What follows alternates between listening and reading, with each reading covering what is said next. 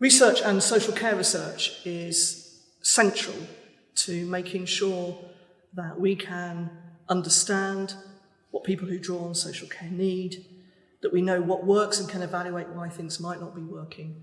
And crucially, research enables us to make sure that people who may feel invisible or not heard are seen and valued and listened to. In my role as the Independent Older People's Commissioner for Wales, research plays a crucial part. Some of that is about drawing on published research or talking to researchers to look at issues afresh.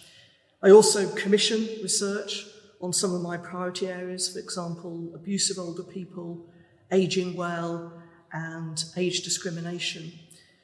And it enables me to build an evidence base alongside my contact with older people and use that to effect change in policy and practice and to uphold the rights of older people.